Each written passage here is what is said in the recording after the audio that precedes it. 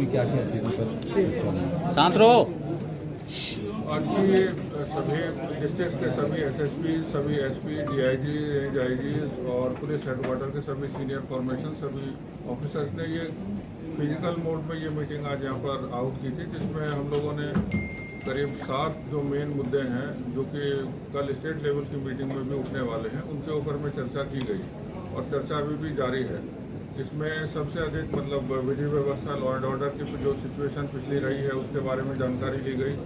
उसके अलावा पुलिस के जो डिफरेंट आयाम होते हैं, पैरामीटर्स, उनके बारे में भी डिस्कशन हुआ, जिसमें वारंट्स का एग्जीक्यूशन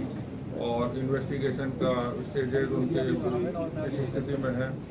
क्राइम कंट्रोल के बारे में चर्चाएं की गई। उसके अलावा स्पेसिफिकली पॉक्सो से रिलेटेड जो केसेस होते हैं उसका कितना रजिस्ट्रेशन हुआ, कितना उसका डिस्पोजल हुआ, कितने समय में हुआ, उसके बारे में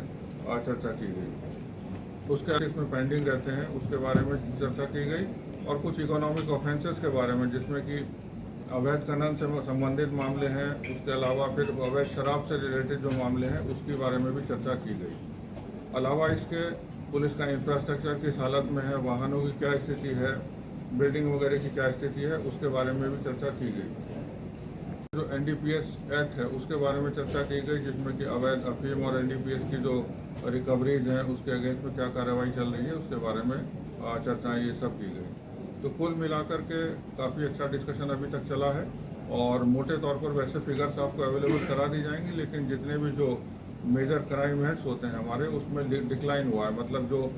पिछले वर्षों की तुलना में अपराधों में काफ़ी कमी आई है। सिर्फ एक आध जो हेड हैं जैसे बर्गलरी वगैरह है उसमें कुछ आंशिक रूप से वृद्धि हुई है और जिसके कारण मतलब अलग से उसको डिस्कस किया गया है। तो मिला जुला करके जितने भी अभी तक जो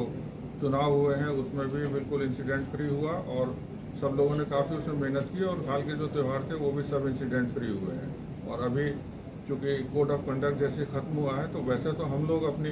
अलग अलग अपराधों में, चाहे वो महिला से रिलेटेड हो या एनडीपीएस से रिलेटेड हो या अन्य भी हो, तो ज़्यादातर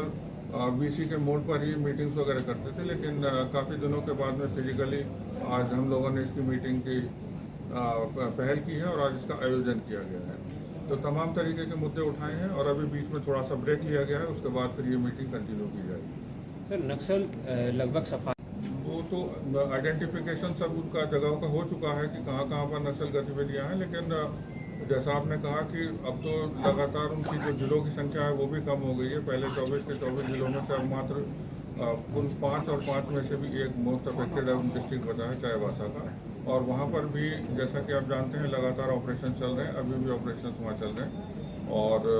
जिस तरीके की सफलताएँ मिली हैं तो हमको लगता है कि जल्दी ही वो जो नक्सल गतिविधि है वो कम से कम हो जाएगी। कुछ नक्सलियों को टारगेट किया गया है, चिन्हित किया गया है, ऐसे कितनी संख्या है जिन पर नज़र रख रही है झारखंड पुलिस? नहीं, वो तो सब आइडेंटिफिकेशन हो चुकी है और उसमें कार्रवाई भी चलती रहती है। अब चूँकि जो टेरेन ऐसा है और ऊपर से ऑपरेशन के जो तरीके होते हैं तो उसमें कब सफलता मिले, कितने दिन में मिले, वो अलग चीज़ है, लेकिन सब आइडेंटिफाइड है और कहाँ कहाँ एरिया में ऑपरेट कर रहे हैं, कहाँ पर हैं, वो सब जानकारी है।